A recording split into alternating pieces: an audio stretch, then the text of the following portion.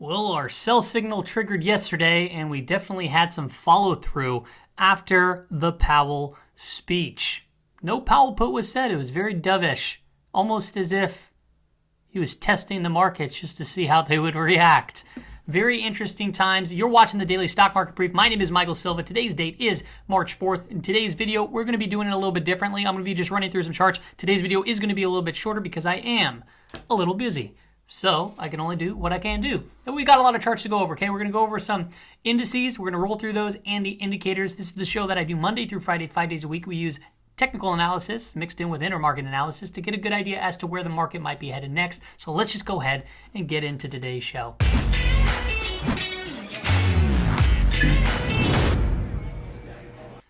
Welcome back, everybody.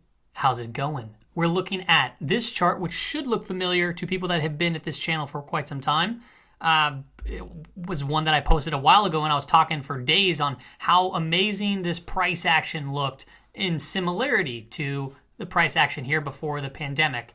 Now, obviously, we don't have a black swan event going on right now at this particular moment. Who's to say that a black swan can't happen, right? We don't know. That's why they're called black swan events. But what was interesting was the move above here where you kind of had this bull trap, and we saw something very similar take place right here, bull trap, right? We call this the dinosaur pattern because it looked like little leggies with a long neck. And then it just gapped way down below the 50 and headed lower. And now we're seeing another day. We are now below the 50 period, closing below the 50 period quite a bit versus what we have seen in the past. I mean, we've had a couple big closes, pullbacks down here. They were about 10% corrections, give or take, and we're not even quite at a 10% correction. So relatively speaking, right now, this it looks very scary, but it hasn't actually even seen that much, fright in my opinion. It's been pretty mediocre. It's just been heavily emotional, given the range of candles and the drama that's been kind of intensified. Now we'll map out some key levels here shortly, but I wanted to just kind of keep this in mind. This still would make sense around 3,700. The selling pressure today can very well continue going into tomorrow. There are a couple charts, couple things that are overextended to the downside, which could represent a bounce. When I get into those 30-minute charts, you might see, okay, there's the potential also for the dead cat bounce. Now, we've been talking about this pullback since it hit the upper channel. We'll get into that here shortly, but here's the CPC sell signal that we talked about, right? We crossed to that 8. It's still not updated. It's March 4th today, but it says March 3rd on here. So it hasn't updated, but I can only assume that it did fully cross over that red line, which did trigger that sell signal. Originally it did yesterday. And then really a lot of the selling pressure is taking place because of the bond yields. So we're looking at the 10-year right here on the weekly time frame, very frothy, and it's been in just this vertical move to the upside. And really, we thought, one, he's either going to jawbone the market, but it didn't even seem like really he was talking about that. It was kind of to be expected to see more inflation. And now we're kind of waiting to see how the market is going to react. And they reacted poorly today. Will this calm down? Or will it go to the point where the Fed then has to step in and react to the situation with probably something that they already prepared, something like yield curve control or Operation Twist or some brand new tool that's pretty much the same tool, but just with a different name. Now we have the 10-year, the 30-year, and then you see the smaller term rates here still pressed down to the floor. So that what that does is increases our steepener or steepens the curve right here, the 10s and 2s.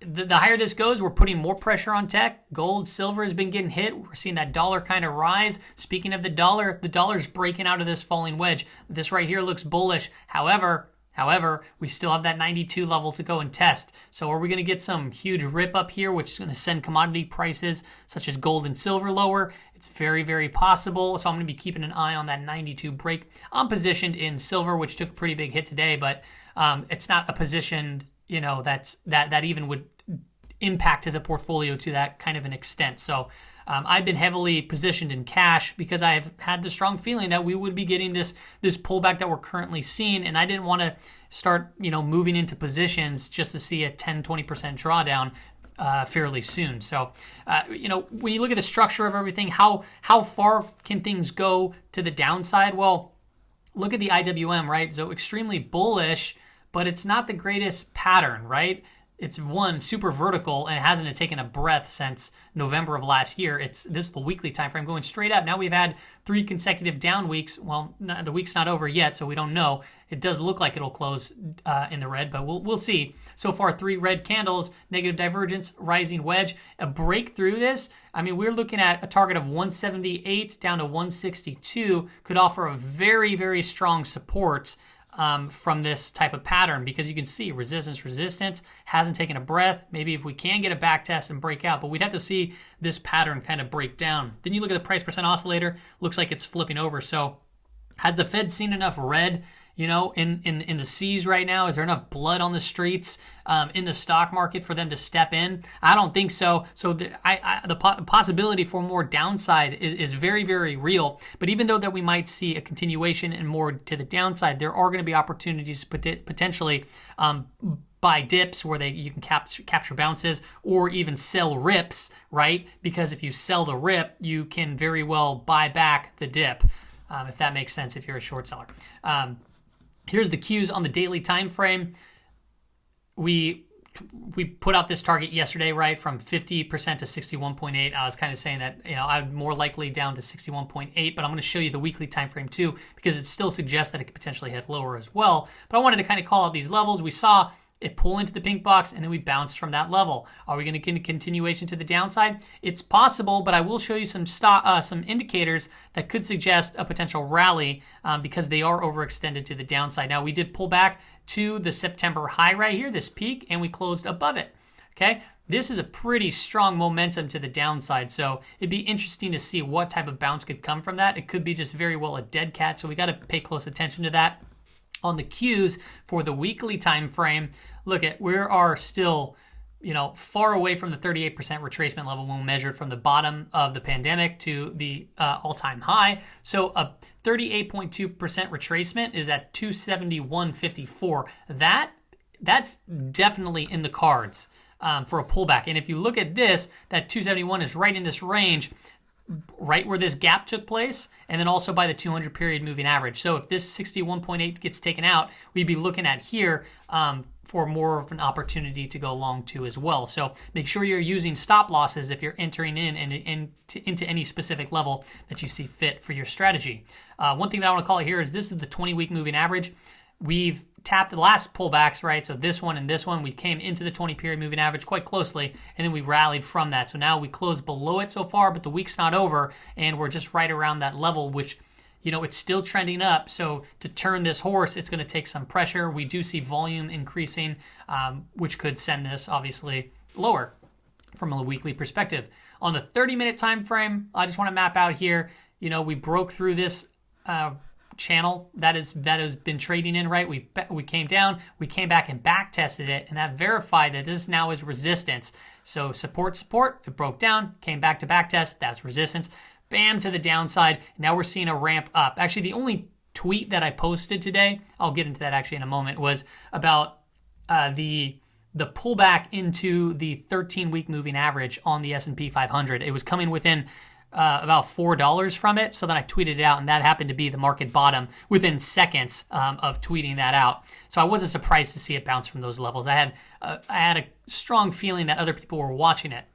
Now we pull back into 300. Is 300 going to hold, or is it going to give way? Well, if it's going to hold and we're going to see a move up, we're going to have to see this trend line broken right here on the VXN. If it does want to continue dropping, we're going to have to see 38 on the VXN taken out to see if we have some more strength, more pressure to the downside. Overall, this now 312, that'll be that resistance area. So if we get above that, that could be a sign that we might be seeing that bounce continue. But as I see it right now, this could very well just be a continued dead cat bounce. So be very mindful of that, given the current context of the markets. On the S&P 500 for the daily time frame, look at this red line right here. I still think that if we get above that, that's an easy target, obviously, to 4,000. But clearly that resistance held, and this channel, this upper resistance held too. When we started talking about it, when it actually hit, that, we're like, okay, pump the brakes here. I forget what the thumbnail was, but then we acted with a lot of caution in this area, and rightfully so, because look what happened. We came down, and then even right here, we said, okay, now we might get that bounce. Bam, we bounce, pull right back down. So it's just been this chop fest with large range candles. Now we get some continuation to the downside. Interesting to note, look where the daily candle came out. Broke down fully, right? Past the 50 period moving average, closed below it, and it ended up literally flat on the year. So this dashed line right here is where the year opened. So if we get a couple closes below this, that to me is pretty bearish because that now puts the S&P 500 down on the year. Not the greatest. And we still have a lot of gaps down here that I personally think that have this still a very strong possibility to get filled. We talked about these basically since the breakout over here, and during this ramp up, all I heard was people talking a bunch of crud about how, gaps don't matter this time around. But as you can see, we've been closing a lot of the gaps that were just propped up in February. So we were back to where the year started right now. Are we going to get more continuation to the downside? Maybe, maybe not. Let's look at some other time frames. The weekly time frame here so far, the week's not over. Price percent oscillator did flip over to bearish crossover. We're getting some confirmation there, but it's still way above zero.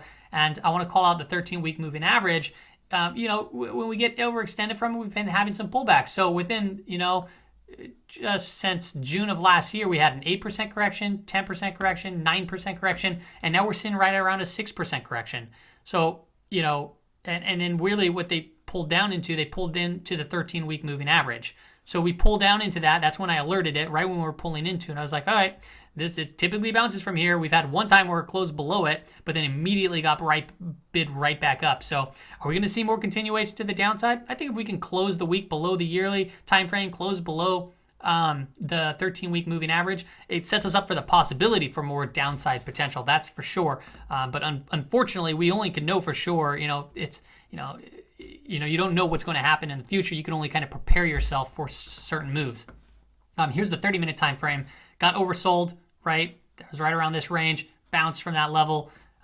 We have a couple areas of support to watch out for now. 372. If it breaks down through 372, that would be a confirmation of a dead cat bounce. And then 368 would have to take out this end of January low right here on the specific chart. So as far as resistance goes, we need to recapture 380 to start seeing some stronger movement to the upside, and then past that, we got to go try to take out all-time highs again. Here is the Dow Jones. The Dow Jones had a huge range candle today from a high of 31,461 and a low of 30,547. So that's a pretty darn huge range candle, a lot of drama. We pulled down, look at this, okay?